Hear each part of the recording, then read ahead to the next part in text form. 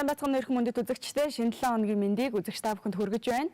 Тооцоо судалгаа шинжилгээ гэдэг бидний амьдралын салшгүй хэсэг юм. Бидний амьдрал бүхэлдээ эдийн засаг юм а. Сайн санаа хөтөлбөр танд хүрч байна. Студид сэтгүүлч мөнх жаргал ажиллаж байна. Нийгмийн даатгалд хамрагдаагүй тохиолдолд иргэн та эрсдлээс шалтгаалan амьдралын баталгаагаа алдахад тэтгэмж тогтоолохгүй бөгөөд шинтгэл төлж даатгуулаагүй учраас ажилласан хугацаа тооцогдохгүй учраас өндөр насны тэтгэвэр тогтоолгож чадахгүй маа. Сэрд цэргийн ажиллагаа эхлүүлэх зөвшөөрөлтөй холбоотойгоор хөрөнгөний зах зээлд мэдэгдэхүйц өөрчлөлт гарсангүй харин бейж бүгд тэмдэглэснээр Америк нэгдсэн улсын эдийн засгийн өсөлтийг багахан хэмжээнээс боломжийн хэмжээнд хүрлэе гэж дүгнсэн байна. Rio Tinto Tessin группийн олон улсын үйл ажиллагаа хариуцсан захирлаар ажиллаж байгаа болдыг өнгөрсөн 7 хоногт Southcobe Resource компани хараат бус захирлаар томиллоо. Эдгээр болон бусад эдийн засгийн мэдээллийг өнөөдрийн сайн санаа хөтөлбөрөөс үзэгчтэй хүлээн авч үзэх боломжтой. Хятадын статистикийн газраас тооцдог үйлдвэрлэлийн индекс 51 нэгжид хүрсэн бол HSBC-ийн үйлдвэрлэлийн индекс 7 дугаар сард 51.3% байсан бол 8 дугаар сард 52.8% болж өссөн байна. Боловсруулах аж үйлдвэрийн бус индекс 8 дугаар сард 53.9% хүрсэн бол өмнөх сараас энэ нь унсан үзүүлэлт юм а. Гэхдээ индекс 50-аас дээш хувьтай байгаа нь энэ салбарт хэлж байгааг илэрхийлж байна гэж эдийн засагчид онцлог хэлж байна. Ирэх саруудад илүү өсөлт үр дүнг хүлээж байна гэж HSBC-гээс мэдээлсэн байна. Хятадын үйлчлэгээ болоод үйлдвэрлэлийн салбарч мөн өнгөрсөн 7 хоногт сайжирч байгаа нь эдийн засаг сэргэж байгааг илэрхийлэх гол үзүүлэлт болж байгаамаа. Европын PMI индекс өсөлттэй гарсан байна. Хөрөнгөний зах зээлд өсөхөд энэ гол нөлөөг үзүүлсэн байгаамаа. 8 дугаар сард нөхцөл байдал бага зэргийн уналттай байсан бол харин одоо илүү сайн мэдээлэл зах зээл цацагдж эхлээд байна. Сэргэлт хүчтэй биш байгаач нөхцөл байдал сайжирсаар байгааг шинжээчид онцолж байна. PMI индекс 8 дугаар сард 51.4 нэгжид хүрсэн бол өмнөх сараас 51.3 байснаас энэ нь өсөлттэй дүнг харуулсан юм а. Илүү наривчлан харвал Испаний аж үйлдвэрлэлийн секторын гарц 2011 оны 4-р сараас хойш анх удаа өсөлттэй гарсан байна. Мөн Италийн аж үйлдвэрлэлийн гарц 2011 оны 4-р сараас хойш 1 сарын хугацаанд хамгийн ихээр өсөд байгаамаа. Европын эдийн засаг 6 улирал унсны эцэст өнгөрсөн улирал 1.3%-ийнхүү өсөд байгаа юм. Бүс нутгийн үйлчилгээ болон үйлдвэрлэлийн гарцууд 2011 оны 6-р сараас хойш хамгийн өндөр түвшинд хүрсэн бол эдийн засгийн итгэлцэл 2 жилийнхээ дээд түвшинд өнгөрсөн 7 хоногт хүрсэн үзүүлэлтийг харууллаа. Германы бүтээгдэхүүний захиалга өнгөрсөн 7 хоногт буурсан үзүүлэлтийг харуулсан байна. 7 дугаар сард өмнөх сараас 2.7%-аар буурсан дүнтэй гарсан байна. Гэвч хэдий ч 2 дугаар улиралд эдийн засгийн 1.7%-аар өссөн, үйлдвэрлэл болон бизнесийн итгэлцлийн индексүүд 8 дугаар сард 18 сарынхаа дээд хэмжээнд хүрсэн гэд ахиц олон байгааг шинжээчид онцолж байна. Захиалгын хэмжээ буурсан ч хандлага өсөх төлөв ажиглагдаж байгаа гэдгийг эдийн засгийн яамнаас мэдээлсэн байна. Германы хувьд Европын эдийн засаг тогтворжиж байгаа нь эдийн засгийн өсөлтийн хөдөлгүүр болох экспортыг нэмэгдүүлэхэд түлхэц өгч байгаамаа. Үүнтэй зэрэгцэн Германы индекс 2011 оны 7 дугаар сараас хойш хамгийн өндөр түвшин буюу 51.8%-д хүрчээ. 3 дугаар улиралд илүү их өсөлттэй байх тодорхой төлөв одоогийн байдлаар ажиглагдаад эхэлсэн гэдгийг шинжээчид онцлог хэлж байгаамаа. Сэрд цэргийн ажиллагаа эхлүүлэх зөвшөөрөлтэй холбоотойгоор хөрөнгөний зах зээлд өнгөрсөн 7 хоногт тодорхой өөрчлөлт гарсангүй харин бейж бүгд тэмдэглэснээр Америк нэгдсэн улсын эдийн засгийн өсөлтийг багахан хэмжээнээс боломжийн хэмжээнд хүрлэе гэж дүгнсэн байна. Үүнтэй холбоотойгоор 9-р сарын 17-ноос 18-ны өдрүүдийн хурлаар мөнгөний тэлэх бодлогынхоо цар хүрээг бууруулна гэж нийт судлаачдын 65% нь үзэж байна. Мөн 2014 оны 6 дугаар сар гэхэд энэ бодлогоо зогсооно гэж үзэж байгаамаа.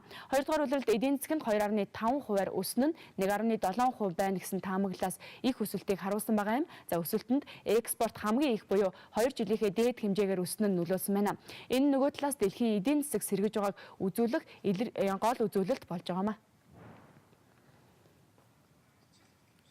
Сая санаа хөтөлбөртэй хамтгаа үзэгч танд баярлалаа. Студид сэтгүүлч Мөнх Жаргал ажиллаж байна. За 1990 онд төвлөрсөн төлөвлөгөөт эдийн засгаас зах зээлийн эдийн засаг чилжихээс өмнө аж үйлдвэрийн салбар үндэсний нийт орлогын 3/1-ийг бүрдүүлж ажлын байр бий болгогч томоохон салбар байсан юм а.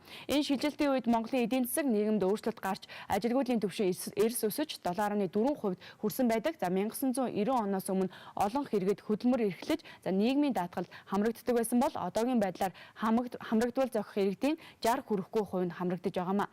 Хөдөлмөрийн зах зээл бол эдийн засаг цаашлаад хөгжлийг тодорхойлогч хамгийн чухал асуудлын нэг хөдөлмөр хүнийг бүтээсэн гэдэгтээ адилхан хөдөлмөрийн зах зээл бол хамгийн анх дахь зах зээл гэдгээрээ бусад зах зээлээс ихээхэн онцлогтой байдаг юм а. Учир нь аливаа нийгэмд баялагийг бүтээж эргээд бүтээсэн баялагаараа орлогоо дамжуулан худалдан авах, ашиглах зах зээлийн эдийн засгийн циклийг хөдөлмөрийн зах зээл бий болгодог. Энэ зах зээл нь мэдээж нэг талаас ажил олгогч буюу нөгөө талаас ажил гориглогч буюу нийлүүлэлтээр хөдөлмөрийн зах зээлийн жамаар зохицуулагддаг. За шилжилтийн нийгмийн үед манай улсын хөдөлмөрийн зах зээл бүхэлдээ өөрчлөгдсөн дүр зургийг харуулж байгаамаа.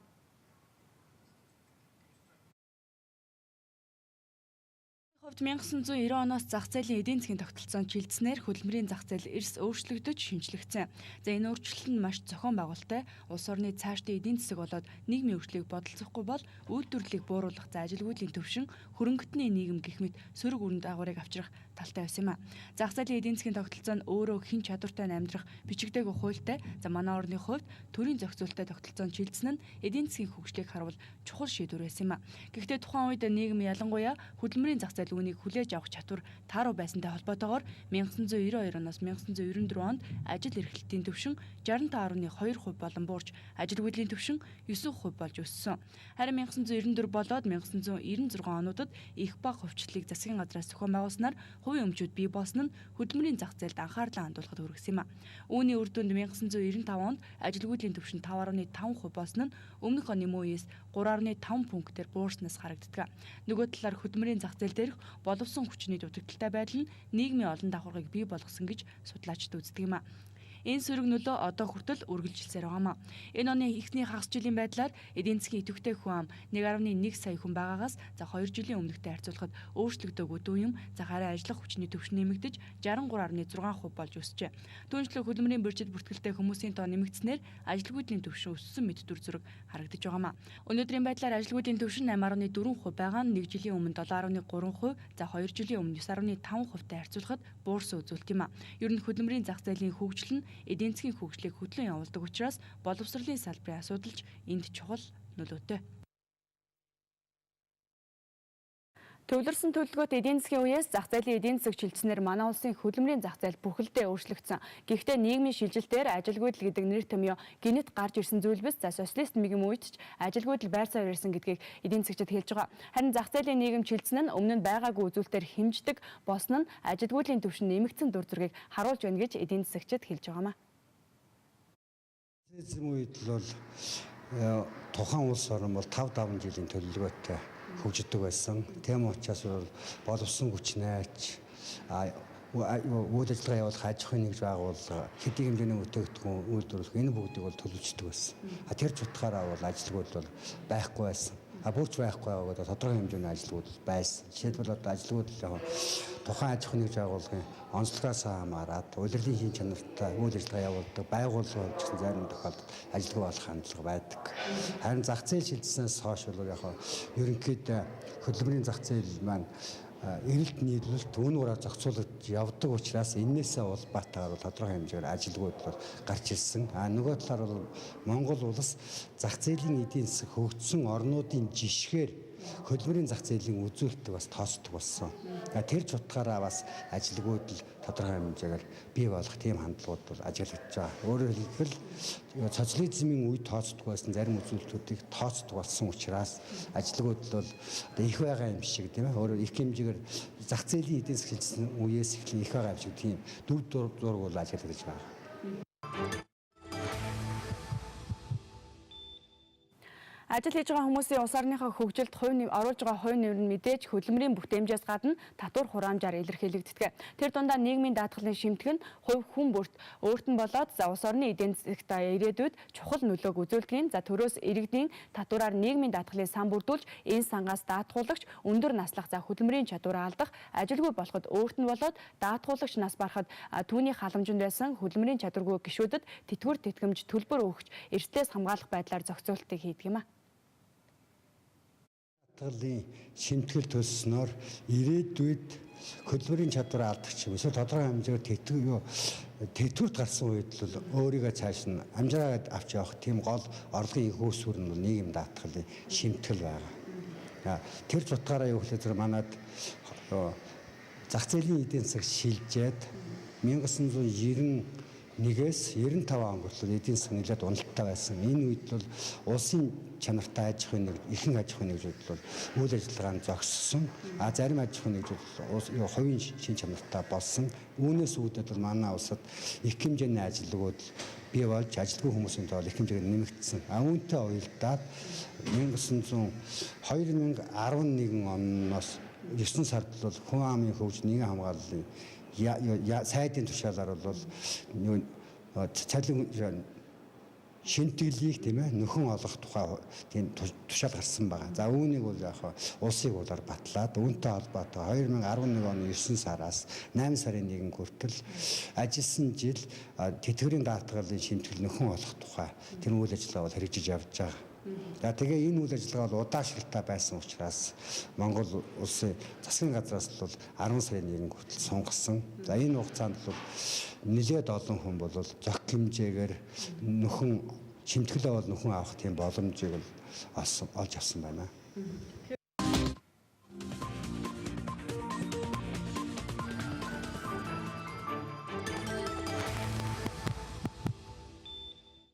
Сая санаа хөтөлбөртэй хамтгаа үзэгч танд баярлалаа. Студид сэтгүүлч Мөнх Жаргал ажиллаж байна. Ажилласан жил тэтгэврийн даатгалын шимтгэлийг нөхөн тооцох тухай хуулийг өнгөрсөн онд улсын хурлаар баталсан. За ингэснээр 1990-ээс 1995 оны хооронд ажиллаагүй хугацааг ажилласнаар нөхөн тооцоолох, 1995-аас 2000 оны хооронд тэтгэврийн даатгалын шимтгэл нь төлөгдөөгүй бол нөхөн төлөх боломж бүрдээд байгаамаа. Дээр хуулийн дагуу нийгмийн даатгалын шимтгэлийг нөхөн тооцох тухай хууль 2013 оны 8 дугаар сарын 1-нд дуусвар болох байсан ч энэ хууль хэрэгжиж эхлэх үед буюу 2012 оны 11-р сарын байдлаар нийтдээ 700 хүн хамрагдаж байсан бол өнгөрсөн оны энэ оны 7 дугаар сарын 30-ны байдлаар нийт бүртгэгдсэн хүний тоо 361,600 байсан байна. Хамрагдах ёстой хүмүүсийн итвэх сул байснаас хуулийн хугацаа дуусах төхөх үед ачаал ихээр нэмэгдсэнтэй холбоотойгоор хугацааг сунгахаар болсон. За 2013 оны 8 дугаар сарын 1-ээс 10 дугаар сарын 1-ний өдрийг хүртэл хугацааг сунгахаар хүсэлтийг гаргасны дагуу иргэдийн ажилласан жил нөхөн төлөх асуудлыг бол шийдвэрлсэн. Энэ хугацаанд нөхөн төлөлт хийхээр болсон иргэдийн хувьд ажилласан жил тэтгэврийн даатгалын шимтгэлийг хугацааг нь эх оны буюу 2015 оны 1-р сарын 1-ээс тооцож нийгмийн даатгалын сангаас шинээр тэтгэврийн эрх үүсэж байгаа болон тэтгэвэр авч байгаа иргэдийн тэтгэврийг нэмэгдлийг тооцоолохоор болсон байна. Иргэдийн итвэх сул байгаа нэг талаас иргэдийн хайнг байдалтай холбоотойч нөгөө талаар иргэдэд нийгмийн даатгалын ач холбогдлын үр өгөөжийн талаарх мэдлэг дутмаг байгаатай холбоотой гэж эдийн засагчид дүгнэж байгаамаа. Яг нөхөн тооцоолсноор тухайн хүний тэтгэврт гараад авах тэтгэврийн хэмжээ бол нэмэгдэх юм байна. Өөрөөр бол тухайн хүн ач холбогдолтой. Харин нийгмийн даатгалаас тухайн хүн тэтгэвэр нийгмийн даатгалын шинтгэл төлснөөр хэдийн хэмжээний орлого нь хэдийн хэмжээгээр нэмэгдэх юм. Цаашдаа тэтгэврийн ямар хэмжээгээр өсөх гэдэг талаар нь хүмүүст мэдээлэл муу очиж байгаа учраас энэ байдал яг удаашралтай байна уу гэж харж байгаа. Нөгөө талаар жишээлбэл тэтгэврт гарсан хүн нийгмийн даатгал төлж байгаа хүн бол 1 жилийн хугацаанд үн төлбөргүй төлөх ч юм уу тийм ээ. Иймэрхүү үйл ажиллагаа явагддаг. Энийг бол 100 тонны мэддэг усууд нь хүртээд ихэнх хүмүүс нь мэдж чадахгүй. Энэ байдлаас үүдээд бол олон хүн тийм ээ хүн амын давхаргын олон хүмүүс бол яг энэ байдлыг мэдэхгүй байгаа учраас л бол энэ удаашралтай явагдаад байна гэж харж байна л да.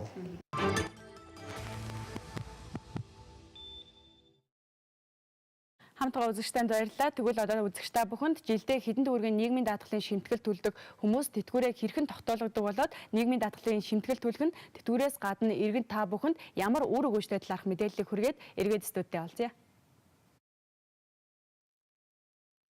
Нийгмийн даатгалт гэж даатгалын сан бүрдүүлж уг сангаас даатгуулагч өндөр наслах хөдөлмөрийн чадвараа алдах ажилгүй болоход өөрт нь даатгуулагч нас барахад түүний асрамжинд байсан хөдөлмөрийн чадваргүй гишүүдэд нь тэтгэвэр тэтгэмж төлбөр өгч эрсдлээс хамгаалах арга хэмжээ гэлтгвэ. Тэгвэл нийгмийн даатгалд бид яагаад хамрагдах ёстой вэ? Хөдөлмөрлөж олсон орлогынхоо тодорхой хувийг нийгмийн даатгалын шимтгэлд өгснөөр бидэнд ямар хэрэгтэй вэ гэдэг талаар мэдээлэл хүргэе. Хүний хэвийн ажиллаж амьдрах нөхцөл боломжийг бүрдүүлж байсан орлогын их усүр байхгүй болох тохиолдолд амьдралын баталгаа алдагдана. Хүмүүсийн ажиллаж амьдрах хугацаанд олон төрлийн шалтгааны улмаас эрсдэл тохиолдож байдаг. Тухайлбал даатгуулагч иргэн өндөр наслах, эрэгтэй 60 нас, эмэгтэй 55 нас хүрэх, ердийн өвчин, ахуйн болон үйлдвэрлэлийн осол мэрэгчлээс шалтгаалсан өвчний улмаас хөдөлмөрийн чадвараа байнга буюу удаан хугацаагаар алдаж дахир дутуу болох, ажил хөдөлмөр эрхэлж байх үедээ дээр дурдсан шалтгааны улмаас өвчилж хөдөлмөрийн чадвараа төр хугацаагаар алдах, эрхэлж буй ажлаасаа ямар нэгэн шалтгаанаар чөлөөлөгдөж ажилгүй болох, асран хамгаалагч нь нас барж асрамжинд байсан гэр бүлийн хөдөлмөрийн чадваргүй гишүүд орлогогүй болж тэдний амьдралын баталгаа алдагдах, зэрэг дээр дурдсан эрсдлүүд хэдийд ч тохиолдох аюултай учир энэхүү эрсдлүүдээс урьдчилан сэргийлэх, нэгэн тохиолдсон эрсдлийг тэтгэвэр тэтгэмж төлбөрийн хэлбэрээр нөхөж амьдралын баталгааг алдагдуулахгүй байхад нийгмийн даатгалд тусалдаг байна. Тэгэхээр нийгмийн даатгалд хамрагдаагүй тохиолдолд иргэн орлогын их үүсвэргүй болж амьдралын баталгаа алдагдахаас гадна шимтгэл төлж даатгуулаагүй учраас ажилласан хугацаа тооцогдохгүй юм. Мөн нийгмийн даатгалын сангаас тэтгэвэр тэтгэмж авах эрх үүсэхгүй байх зэргээр хохирох нөхцөл бүрдэж байна. Нийгмийн даатгалын тэтгэврийн даатгалд ажил олгогч болон даатгуулагч хөдөлмөрийн хөлсний сан түүнтэй адилдах орлогоос төлөх шимтгэлийн хувь хэмжээ тус бүр 7% буюу нийтдээ таны сарын орлогын 14%-тай тэнцэх хэмжээний мөнгө ирээдүйд тогтоогдох тэтгэврийн даатгал төвлөрч байна гэсэн үг. Ингэснээр та 25 настайгаас хөдөлмөр эрхэлсэн гэж үзвэл 60 наснда өндөр насны тэтгэвэр тогтоолоход таны сарын дундаж хөдөлмөрийн хөлс түүнтэй адилдах орлогын 45%-аар бодож тогтоох юм. Мөн энэхүү шимтгэлийг 20 жилээс дээш хугацаанд төлсөн бол жил тутамд өндөр насны тэтгэвэр тогтоолгосон сарын дундаж хөдөлмөрийн хөлс түүнтэй адилдах орлогын 1.5%-аар бодож нэмэгдэл олгоно. Таны сарын орлогыг 500 мянган төгрөг гэж тооцвол та сар бүр тэтгэврийн даатгал 35 мянган төгрөгийн шимтгэл төлөх юм. Харин 20 жил шимтгэл төлсөн хугацааны тэтгэвэр орлогын 45%-аар тооцоход 225 мянган төгрөг, 20 жилээс илүү ажилласан 15 жилийн нэмэгдлийг тооцвол 112,500 төгрөг болж байна. Өөрөөр хэлбэл та 35 жилийн турш буюу 420 сарын турш сар бүр 35 мянган төгрөг нийтдээ 14.7 сая төгрөг шимтгэл төлснөөр сард төлсөн дүнгээс 10 дахин илүү мөнгө буюу 337,500 төгрөг тэтгэврийн даатгалын сангаас авах юм. Монгол улсад нийгмийн даатгалын шинэ тогтолцоо бий болсноос хойш 15 гаруй жил өнгөрөөд байгаа.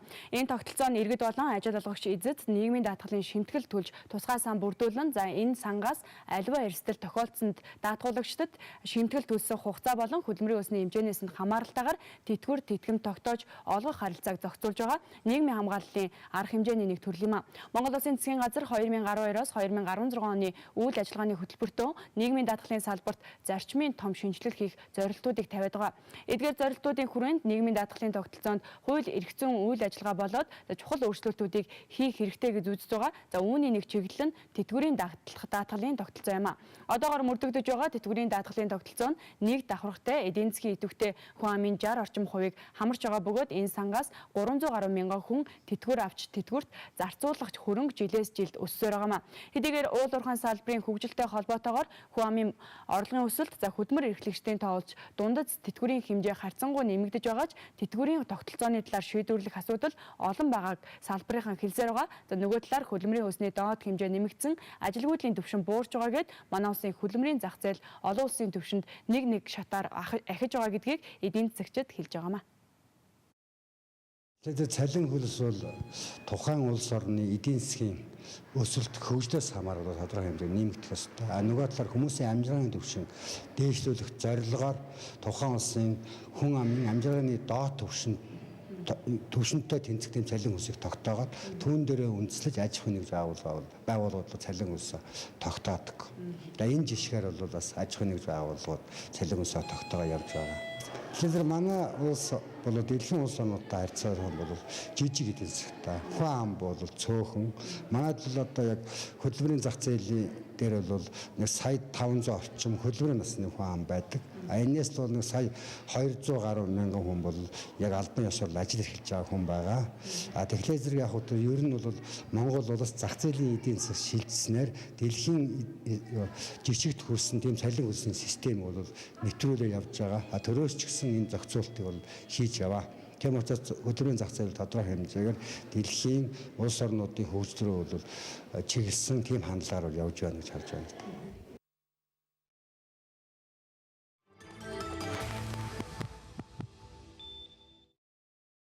1990 онд төвлөрсөн төлөвлөгөөт эдийн засгаас зах зээлийн эдийн засаг шилжихээс өмнө аж үйлдвэрийн салбар үндэсний нийт орлогын 3.1-ийг бүрдүүлж ажлын байр бий болгох томоохон салбар байсан юм а. Энэ шилжилтийн үед Монголын эдийн засаг нийгэмд өөрчлөлт гарч ажилгүйдлийн түвшин эрс өсөж 7.4% хүрсэн байдаг. 1990 оноос өмнө олон хэрэгэд ажил хөдөлмөр эрхэлж нийгмийн даатгалд хамрагддаг байсан бол одоогийн байдлаар хамрагдвал зохих иргэдийн нийтдээ 60 орчим хувь нь даатгалд хамрагдаж чадахгүй байгаа нь харагдаж байгаа юм а. 1990 онд төвлөрсөн төлөвлөгөөт эдийн засгаас зах зээлийн эдийн засагт шилжихээс өмнө аж үйлдвэрийн салбар нь үндэсний нийт орлогын 3.1-ийг бүрдүүлж ажлын байр бий болгох томоохон салбар байсан. Энэ шилжилтийн үед Монголын эдийн засаг нийгэмд өөрчлөлт гарч ажилгүйдлийн түвшин эрс өсөж 7.4% хүрсэн байдаг. 1990 оноос өмнө олон хэрэгэд ажил хөдөлмөр эрхэлж нийгмийн даатгалд хамрагддаг байсан бол одоогийн байдлаар хамрагдвал зохих иргэдийн 60 хүрэхгүй хувь нь хамрагдаж байгаа юм а. Тухайн үед үйл ажиллагаа явуулж байсан үйлдвэрүүд нь монопол байдалтай байсан. Эдийн засгийн шилжилтийн үр дүнд эдгээр үйлдвэрүүд задарч төрийн өмчийн үйлдвэрүүдийн байдал хурдцтайгаар дойротч эхэлсэн. Ингэснээр аж үйлдвэрийн салбар 1990 онд дотоодын нийт бүтээгдэхүүний 36%-тай тэнцэж байсан бол 2000 он гэхэд 20% хүртэл буурч тэр дундаа боловсруулах үйлдвэрийн салбарын хувь хэмжээ 1995 онд дотоодын нийт бүтээгдэхүүний 12%-тай тэнцэж байсан бол 2000 он гэхэд 6% хүртэл буурч харин 2004 онд 5%-тай болсон байна. 1989 онд Монгол улсын гадаад худалдааны нийт экспорт 721 сая ам доллар байсан бол 1991 онд 348 сая ам доллар болж 2 дахин унсан үзүүлэлт ч мөн байдаг. Эдийн засгийн хувьд ийм байдалтай байсан бол Монгол улсын хүн ам 1989 онд 2 сая гаруй байв. Үүний 54%-ийг хөдөлмөрийн насны хүн ам эзэлж байжээ. Төр засгаас төгсөгчдийг болон нийгмийг бүхэлд нь ажлын байраар хангадаг байсан учраас нийгмийн даатгалд хамрагдах иргэд олон байжээ. Гэхдээ энэ оны эхний 7 сард 674 мянга орчим хүн шимтгэл төлөгч даатгуулагчаар бүртгэгдсэн нь өмнөх оны мөн үеэс 10 орчим хувиар нэмэгдсэн дүнтэй байгаа юм а. Социализм үед бол би багш байсан. За ажиллах оронтой одоогийнхаар бол ажлын байр бэлэн байдаг байлаа. Сургууль төгсөөд хаагачаад. Одоо бол олдохоос олдохгүй нэх болсон байна. Бидний үдшид захиргаалт гэдэг мөн нэртэй боловч ер нь хүн үнэн чирэл ажилладаг ажлынхаа төлөө зүтгэдэг иймэрхүү байл л да. Тэгээ би бол өөрөө эмч хүн. Тэр үед ямар ажил хийдэг вэ? Хэдэн дөрвийн цалин? Би урднууд уурхад ажиллажсэн. Тэгээд юунд орсон? Группт орсон. Тэгээд одоо энэ нэг 10 хэд хоногоо юу байхгүй л баталжин авахгүй л байж. Социализмын үед хаана ажил? Үйлдвэрт, ажлын үйлдвэрт. Хэдэн дөрвийн цалинтай одоо? Тэгээд чи нэг 100 хэд 200 хэдэн мянган цэсний цалин авчихлаа шүү дээ. Тэгж байгаа тэгээд насаа үлээгээд тэтгэвртэй гарсан. Тэр үед л яг ажлын байр ер нь хүн амчин цөөхөн байсан бол тийм Улаанбаат ажлын байр хөрөлцөж байсан шүү дээ. Ажиллаж байсан. Одоо бол яг ажлын хуваараа янз-янзаар л ажиллаж байна. Дэх үед л ажлын байр бол хөрөлцөж байсан. Тажигд хангалттай болсон мэрэгжлийнхэн дагуу ажиллаад. Тийм л үс одоо болохоор зэрэг манвитийн ус очоо хасраад. Тэгээд одоо ажлыг төтөлд байдаг болохоор нэг хон сайн мэдэхгүй л биш. Тэр үед бол ажиллаар бол бүрэн хангагдчихсан шүү дээ. Одоо бол тэгэл зарим нь бол ажилгүй ус үзэндэл шүү дээ. Та тэр үед хаана ажилладаг вэ? Хэдэн дөрвийн цалин? Сэтгэр бааз ажиллаж байсан. Цалин бол нэг 400 тэр үед бол тийм л. Тэр үед юу сэтгэл Тэгээ болж ирсэн шүү дээ. Ажилгүйдлийн өсөлт 1994 он хүртэл үргэлжилж 2001 он хүртэл өсөж буурсан үзүүлэлттэй байжээ. Харин 2002-оос 2009 он хүртэл ажилгүйдэл ажмар буурсан боловч 2010 оноос өсөх хандлагатай болсон юм а. 1990-аас 1995 оны хооронд ажил хөдөлмөр эрхлээгүй буюу эрхлэх боломжгүй байсан 200 гаруй мянган иргэн байдаг. 1995 онд нийгмийн даатгалын шинэ хууль батлагдсан ч иргэд ойлголт муутай байсан бол 1995-аас 2000 оны хооронд 700 мянган иргэн нийгмийн даатгалын шимтгэл төлөөгүй байгаа юм а. 1990 онд зохион байгуулалттай хөдөлмөр эрхлээгүй хүн ердөө 46 мянга байсан бол 1994 оны эцэст 212 мянгад хүрсэн байдаг. Тухайн үед ажилгүй иргэдийг ажилгүй болсон шалтгаанаар нь ангилахад шилжилтийн үеийн эхний жилүүдэд орон тооны цомхотгол мөн байгууллага татан бугдсан шалтгаан дийлэнхийг эзэлж байжээ. Харин өнөөдрийн байдлаар бүртгэлтэй ажилгүй иргэдийн тоо 39 мянга орчим байгаа нь өмнөх оны мөн үеийнхээс 15%-аар буурсан дүн юм а. Шинжлэлийн засгийн газрын мөрийн хөтөлбөрт ажилтай орлоготой монгол хүнийг бий болгохыг тусгасан байгаа. Энэ хүрээнд хөдөлмөрийн насны иргэдийн ажлын байраар хангах, авдаг цалин нь амьдрал ах үед хүрэлцдэг болох хавтгаарсан нийгмийн халамжийн бодлогоос татгалзаж, халамж шаардлагатай хүүхэд хөгшөд хөгжлийн бэрхшээлтэй иргэдээ дэмжинэ гэж тусгасан байгаа. Нийгмийн даатгалын шинжилэл тэр дундаа нийгмийн даатгалын шимтгэлийн нөхөн тооцоолох талаар сая санаа хөтөлбөрийн энэ 7 хоногт цуврал байдлаар мэдээллийг үзэгч та бүхэнд хүргэх болно. Нийгмийн даатгалын шимтгэлийг нөхөн тооцох хууль 10 дугаар сарын 1-ээр дуусгуур болж байгаа. За хэрэв та бүртгэлээ хийлгэж амжаагүй бол маргааш та бүхэнд нийгмийн даатгалын шимтгэлийг нөхөн тооцоход ямар бичиг баримт хүрдүүлэх талаарх мэдээллийг дэлгэрэнгүй байдлаар хүргэх болно. Өнөөдрийн хөтөлбөр энэ түрээд өндөрлөж байна. Студиуд сэтгүүлч Мөнх Жаргал ажиллаа.